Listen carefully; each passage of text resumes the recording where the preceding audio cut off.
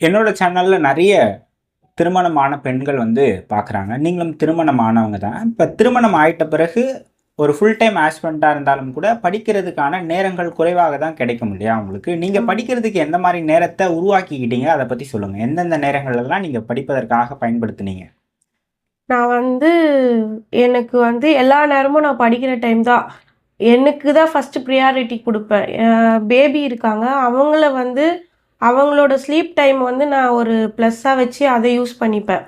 இப்போ வந்து எப்படின்னா, அ ஒரு ஒரு நாளைக்கு வந்து நமக்கு ஒரு 10 ஹவர்ஸ் வந்து தேவைப்படும்.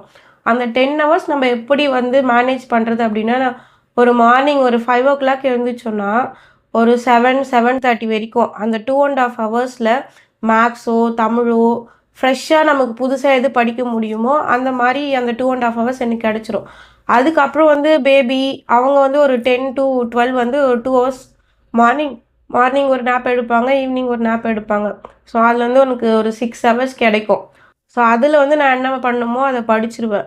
அதுக்கப்புறம் நைட் அவங்கள அவங்க ஒரு 10க்கு மேல ஸ்லீப் தூங்க வச்சுட்டு, 10லருந்து ஒரு 3:00 வரைக்குமே நான் படிச்சிருக்கேன், நெறைய நாள். ஸோ, வந்து டைம் வந்து நம்ப தான் வந்து யூட்டிலைஸ் பண்ணி நான் வந்து குக் பண்ணும்போது படிப்பேன். வெசல் வாஷ் பண்ணும்போது படிப்பேன். படிக்கணும்னா புக் வச்சு படிக்கணுன்றது கிடையாது. ஜஸ்ட் லிசன் பண்ணணும். இப்போ ஹிஸ்ட்ரிலாம் நீங்க ரிவிஷன் பண்ணணும்னா, இன்னைக்கு YouTubeல எவ்ளோ வீடியோஸ் இருக்கு. அந்த டாபிக்க போட்டுட்டு, நான் பாட்டு அந்த டாபிக் அது பாட்டு காதுல கேட்டுட்டே இருக்கும். நான் பாட்டுன்னு வெசல் வாஷ் பண்ணுவேன், குக் பண்ணுவேன், எல்லாமே பண்ணுவேன். ஆனா வந்து என்னோட மைண்ட்ல வந்து நம்ப அதே தான் இருக்கும். அந்த 24/7 வந்து அந்த மைண்ட்ல வந்து படிக்கணும், கிளியர் பண்ணணும். என்ன பேபிய பார்த்துட்டே இருந்தாலுமே கூட மைண்ட்ல இன்னைக்கு என்ன ஷெட்யூல் இது எப்படி ப்ரிப்பேர் பண்ண போறோம்? ஏன்னா நமக்கு வந்து எல்லா நாளுமே நமக்கு இந்த டைம் கிடைக்குமானா, அது ஒரு பெரிய கொஸ்டின் மார்க் தான். ஏன்னா நம்ம ஹவுஸ் ஒய்ஃப் ஃபங்ஷன்ஸ் இருக்கும். பேபிஸ் ஒரு நாள் நல்லா இருப்பாங்க, சிக்கா இருப்பாங்க. ஸோ நம்ப எப்படி மேனேஜ் பண்ணணும்னா, ஷெட்யூல் பண்ணணும். ப்ராப்பரா டைம் மேனேஜ் பண்ணணும். ஒரு நாள்ல என்னால ஒரு 3 ஹவர்ஸ் படிக்க முடியுமா? அந்த 3 ஹவர்ஸையும் வந்து ப்ரொடக்டிவா படிக்கணும். இப்போ சப்போஸ் அந்த 3 ஹவர்ஸ் முடியலையா, நமக்கு கிடைக்கிற ரிமைனிங் டேஸ்ல அந்த 3 ஹவர்ஸோட ஷெட்யூல எப்படி பேலன்ஸ் பண்றதுன்னு பார்க்கணும். இன்னைக்கு விட்டுட்டோம் அப்பன்னா, நாளைக்கு வந்து இதையே கன்டின்யூ பண்ணக்கூடாது. நம்மளோட செகண்டோட ஷெட்யூல ஃபாலோ பண்ணிட்டே, அந்த ஃபர்ஸ்ட் டேவோட ஷெட்யூல எப்படி பேலன்ஸ் பண்றது அப்படின்னு தான் பார்க்கணுமே தவிர, திருப்பி வந்து ஃபர்ஸ்ட்ல இருந்து ஸ்டார்ட் பண்ணக்கூடாது. இப்ப நீங்க நெறைய சாக்ரிஃபைஸ் பண்ற மாரி இருந்திருக்கும் இல்லையா? இப்ப குழந்தையும் பார்த்துக்கணும். நெறைய வெளிய ஃபங்ஷன்ஸ்க்குலாம் போ முடியாது. கணவரோட ஸ்பெண்ட் பண்ற டைம் குறையிற மாரி இருக்கும். இந்த மாரி ரிக்ரெட் ஃபீல் வந்திருக்கா? நம்ம எதுவுமே பண்ணாம நம்ம படிச்சுக்கிட்டே இருக்கோம். குடும்பத்த பார்க்க முடியலையே அப்படின்ற மாரி. நான் அந்த மாரி ஃபீல் பண்ணதில்ல. நான் அவங்களுக்கான டைமையும் நான் குடுத்துருவேன். எல்லாமே வந்து இம்பார்ட்டன்ட் தான். படிச்சுட்டே இருக்கணுன்றது இல்ல. நம்ம ரொம்ப படிச்சுட்டே இருந்தாலும் ஒரு ஸ்டேஜ்ல ஸ்ட்ரெஸ் ஆயிடும். நம்மளோட ஃபேமிலி டைம், நம்மளோட மீ டைமுன்றது வந்து ரொம்ப ரொம்ப இம்பார்ட்டன்ட்டு.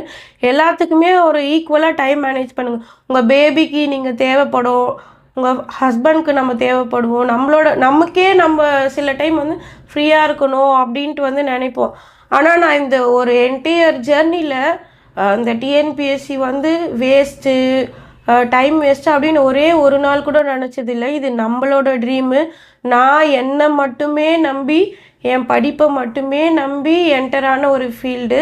என்னைக்கா இருந்தாலும் இதில ஒரு சக்ஸஸ் கிடைக்கும் அப்படின்னு நான் பிலீவ் பண்ணது. அதனால வந்து எனக்கு இது டிஃபிகல்ட்டா சேலஞ்சிங் நெறைய இருந்துச்சு. பேபி ஹேண்டில் பண்ணணும், ஆ ஃபேமிலி ரன் பண்ணணும், கிளீன் பண்ணணும், குக் பண்ணணும், எல்லாமே இருக்கு. பட் வந்து டைம் மேனேஜ் பண்ணணும். எனக்கு வந்து ஸ்லீப்பே இருக்காது. இப்போ ஒரு ஒரு டாட்லர் பேபி வச்சிருக்கோம் அப்படின்னா, எனக்கு ஒரு ஒரு நாள் வந்து நான் ஒரு 4 ஹவர்ஸ் தூங்குவேன். அவ்வளோதான் என்னோட ஸ்லீப்பே அவ்வளோதான். பட் இருந்தாலும் என்னோட ட்ரீம் வந்து அந்த டிஎன்பிஎஸ்சி கிளியர் பண்ணணும், படிக்கணும் அப்படின்றது மட்டும் அது மட்டும் தான் என்னால ஓடிட்டுருக்கும். தூங்க போனா கூட எனக்கு தூக்கம் வராது. திடீர்னு நான் பாட்டுன்னு எடுத்து புக் வச்சு படிச்சுட்ருப்பேன். அந்த மாரி தான் மைண்ட் இருக்குமே தவிர, நான் என்னைக்குமே ரிக்ரெட்டா ஃபீல் பண்ணதே கிடையாது. ஓகே. இப்ப நீங்க சொன்ன மாரி நெறைய நேரம் படிக்கிறதிலேயே இருக்கு இல்லையா? இப்ப தூங்குறதோ, இப்ப ஒரு 7 மணி நேரம், 8 மணி நேரம் தூங்கணும்னு சொல்லுவாங்க. ரொம்ப கம்மியான நேரம் தான் நீங்க தூங்கியிருக்கீங்க. ஒரு ஹெல்த் கான்ஷியஸாக இருந்தீங்களா இந்த படிக்கிற இந்த ப்ராசஸில்? இல்லை படிப்பு அது அது இல்லை, நான் ஹெல்த்தியாகவும் இருப்பேன். பட் ஸ்லீப்புன்றது வந்து எனக்கு கிடைக்கல. கிடைச்சாலுமே என்னால் தூங்க முடியல. ஏன்னா என்னோட தாட் ஃபுல்லாகவே அந்த எக்ஸாமை நோக்கி மட்டும்தான் இருந்துச்சு. பட் ஹெல்த்தியாக தான் இருப்பேன். அந்த இது வந்து எனக்கு வந்து ஒரு பழக்கமானது தான். ரொம்ப கம்மி. நான் அப்போத்துலேருந்தே படிச்சுட்டே இருப்பேன். எதையோ ஒன்று படிச்சுட்டே இருப்பேன். அதனால் எனக்கு வந்து அந்த ஸ்லீப்புன்றது வந்து அந்த அளவுக்கு டிஸ்டர்ப் ஆகலை. அதுவும் இல்லாமல் பேபி மேனேஜ் பண்ணுறதுனால எல்லா ஃபேஸுமே இப்படி டிஃபிகல்ட்டாக இருக்கும். அதனால எனக்கு அந்த அளவுக்கு டிஃபிகல்ட்டாக இல்லை. கொஞ்சம் கஷ்டமாக இருக்கும். ஒரு சில நாள் ரொம்ப டயர்டாக இருக்கும். ஸோ அன்றைக்கெல்லாம் நான் தூங்கிடுவேன். ஒரு நாள் ஃபுல்லாகவே தூங்கிடுவேன். அந்த டேவோட ஷெட்யூலை நெக்ஸ்ட் டேயில் எப்படி பேலன்ஸ் பண்ணுறதோ அதை வச்சு மேனேஜ் பண்ணிவிடுவேன். திருமணமான ஒரு பெண் படிக்கணும் அப்படின்னா குடும்பத்தில் இருக்கவங்களுடைய சப்போர்ட் ரொம்ப முக்கியம் இல்லையா? அவங்க கணவரோ இல்லை உங்கள் வீட்டில் இருக்கிறவங்களோ உங்களுக்கு எந்த அளவுக்கு உறுதுணையாக இருந்தாங்க? ஸோ எல்லாருமே சப்போர்ட் பண்ணாங்க என் ஃபேமிலியில். எல்லாத்தையும் தாண்டி என்னோடய ஹஸ்பண்ட் வந்து ஒரு படி மேலேயே சப்போர்ட் பண்ணாங்க. நிறைய பேர் வந்து இப்போது வந்து இது டிஎன்பிஎஸ்சின்றது வந்து ஒரு டைம் வேஸ்ட்டாக பார்த்தாங்க. பட் வந்து அவர் வந்து உன்னோட ட்ரீம் அது, நீ படிக்கிறேன்னு தானே சொன்ன, நீ படி, யார் என்ன சொன்னாலும் ஐடி போகலாம், ஜாப் போகலாம், அதெல்லாம் வேணாம், படி, படிக்கணும்னு வந்துட்டல, எத்தனை வருஷம் ஆனாலும் இந்த டிஎன்பிஎஸ்சியில் தான் உன்னை அந்த வால் முன்னாடி நிற்க வச்சு ஃபோட்டோ எடுக்காமல் விட மாட்டேன் அப்படின்னு சொல்லுவாங்க. ஸோ அது வந்து அது ஒரு இன்ஸ்பிரேஷனாக எடுத்துகிட்டு ஸோ எப்படியா இருந்தாலும் அந்த டிஎன்பிஎஸ்சி போயிடணும், அந்த தாட்டே அவ்வளோதான். போகணும் டிஎன்பிஎஸ்சி படிக்கணும், போகணும். அந்த நெகட்டிவாக கிடைக்குமா அப்படின்ட்டு படிக்காதீங்க, கிடைக்கும்னு நினச்சி படிங்க, கண்டிப்பாக கிடைக்கும். ஓகே. இப்போ இந்த ஜேர்னியில் 2020-21 தொடங்கினேன் அப்படின்னு சொன்னீங்க இல்லையா? இந்த ஒரு 4-5 ஆண்டுகளில் ஒர்ஸ்ட் ஃபேஸ் ஆஃப் உங்கள் ஜேர்னினா என்னன்னு சொல்லுவீங்க? அதை எப்படி கடந்து வந்தீங்க? இப்போ வந்து ஃபஸ்ட்டு ஃபேஸு நான் என்ன சொல்லுவேன் அப்படின்னா, நான் வந்து ஒரு ஜென்ரல் இங்கிலீஷ் ஸ்டூடெண்ட். நான் ஸ்டார்ட் பண்ணும்போது டிஎன்பிஎஸ்சியில் ஜென்ரல் இங்கிலீஷ் இருந்துச்சு குரூப் 4ல்.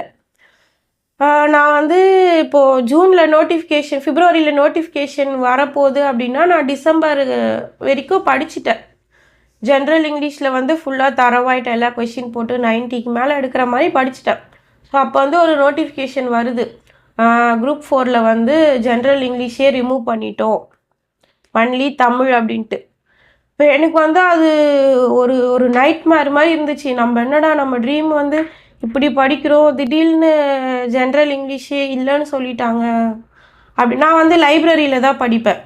வெள்ளூர் லைப்ரரியில் தான் நான் படித்தேன், தந்தை பெரியார் லைப்ரரியில். அப்போது படிக்கும்போது ரொம்ப கஷ்டமாக இருந்துச்சு. சரி, இதிலேருந்து என்ன அந்த ஜென்ரல் இங்கிலீஷ் எடுத்துட்டாங்கன்றதுக்காக நம்ம அந்த ஃபீல்டை விட்டு போயிடணுன்றது அவசியம் இல்லை. சரி, படிப்போம், தமிழே திருப்பி படிப்போம். ரொம்ப டிஃபிகல்ட்டாக இருந்துச்சு. அந்த தமிழ் வந்து கவர் பண்ணுற ஃபேஸு ரொம்ப டிஃபிகல்ட்டாக இருந்துச்சு. ஏன்னா எனக்கு வந்து ஒரு ஸ்பெல்லிங் கூட அவ்வளோ கஷ்டமாக இருக்கும். தமிழ் டச்சே இல்லை சுத்தமாக. அவ்வளோ டிஃபிகல்ட்டியாக இருக்கும் அந்த தமிழ் படிக்கிறது. அதுக்கப்புறம் தமிழ் புக்ஸை வந்து கலெக்ட் பண்ணி அதில் குட்டி குட்டியாக நோட்ஸ் எடுத்து அந்த சிலபஸ் வைஸ் பார்த்து அனலைஸ் பண்ணி ப்ரீவியஸ் இயர் கொஷின் படித்து அதுக்கப்புறம் எக்ஸாம் போயிட்டு அட்டன் பண்ணும்போது நான் அரௌண்ட் 88 கொஷின்ஸ் போட்டேன். என்னால் அந்த டைமுக்கு அவ்வளோதான் போட முடிஞ்சி. ஸோ நம்ம நெக்ஸ்ட்டு டைம் போடும்போது 90 கிட்ட போட்டேன். திருப்பி அந்த 24ல் ஒரு நோட்டிஃபிகேஷன் வருது, அந்த தமிழ் சிலபஸுமே சேஞ்சுடுன்னு. அப்போது என்னடா இது, இவ்வளோ தூரம் படித்து வந்தோம் திருப்பி சேஞ்சுன்றாங்க, இது எப்படி நம்ம ஃபோக்கஸ் பண்ண போகிறோம், எப்படி ஹேண்டில் பண்ண போகிறோம்?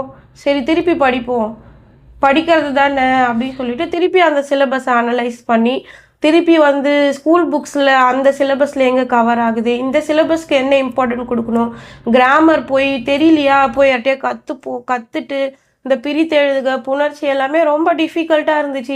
அப்புறம் இது வந்து எனக்கு ரொம்ப புதுசாக இருந்துச்சு. ஸோ அப்போ என்ன பண்ணேன்னா, பேசிக்ஸ் புணர்ச்சி அப்படின்னா நீங்கள் எவ்வளோ மெமரி பண்ணாலுமே ஒரு ஸ்டேஜில் வந்து நிற்காது. ஸோ அப்போ என்ன பண்ணணுன்னா, பேசிக்ஸில் ஸ்ட்ராங்காக இருக்கணும். எவ்வளோ பேசிக்ஸ் ஸ்ட்ராங் பண்ணுறோமோ அவ்வளோ வந்து நம்ம கொஷின்ஸை ஹேண்டில் பண்ண முடியும். ஸோ புணர்ச்சினா என்ன, அதோட ரூல்ஸ் என்ன இருக்குது, அந்த மொத்த ரூல்ஸுமே படிக்க ஆரம்பித்தேன். படிச்சுட்டு இப்போ புணர்ச்சி நம்ம புக்ஸில் கொடுத்துருப்பாங்களா, அந்த ஒரு புணர்ச்சியோட எக்ஸ்ப்ளனேஷன் வச்சுமே அந்த ரூல் வச்சு செக் பண்ணி பார்த்தேன், கரெக்டாக வருதா இல்லையா அப்படின்னு சொல்லிட்டு.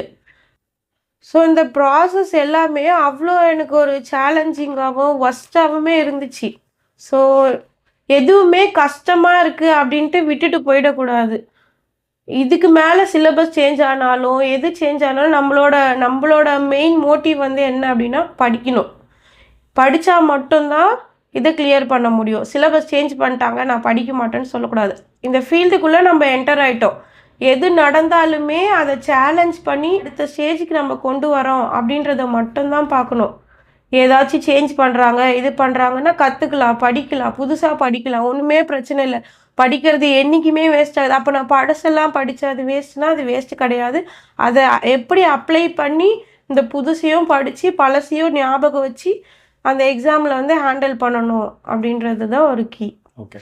இப்போ நிறைய திருமணமான பெண்கள் நிறைய பேர் இப்போ வந்து டிஎன்பிஎஸ்சிக்காக படிக்க வராங்க, படிச்சுக்கிட்டும் இருக்கிறாங்க.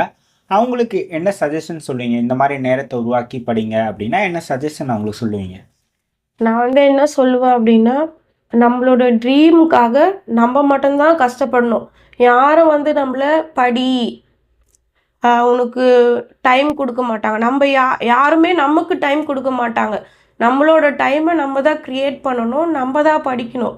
நம்ம வந்து ஒரு இன்னைக்கு கஷ்டமாக தான் இருக்கும், ரொம்ப ரொம்ப கஷ்டமாக இருக்கும், நம்ம நினைக்கிறத விட கஷ்டமாக இருக்கும்.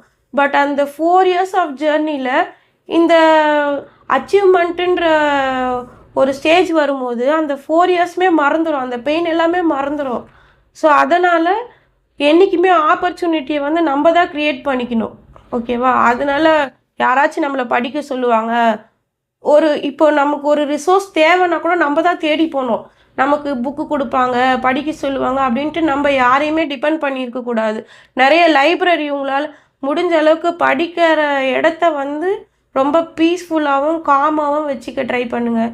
இப்போ உங்களுக்கு லைப்ரரி போகிற ஆப்ஷன் இருந்துச்சுன்னா லைப்ரரி போய் யூஸ் பண்ணுங்கள், புக்ஸை யூஸ் பண்ணுங்கள், யூடியூப் ரிசர்ச் பண்ணுங்கள். நான் என்ன சொல்கிறேன் அப்படின்னா, நம்ம படிக்கணும். யார் என்ன சொன்னாலும் சுற்றி இருக்கவங்க இன்னைக்கு இல்லை என்றைக்குமே சொல்லுவாங்க, எல்லாமே சொல்லுவாங்க. நம்ம எது பண்ணாலுமே சொல்லுவாங்க. இப்போ என்னையுமே சொன்னாங்க, இதெல்லாம் லட்சக்கணக்கில் எழுதுகிறாங்க, உனக்கு வேலை கிடைக்குமா அப்படின்ட்டு.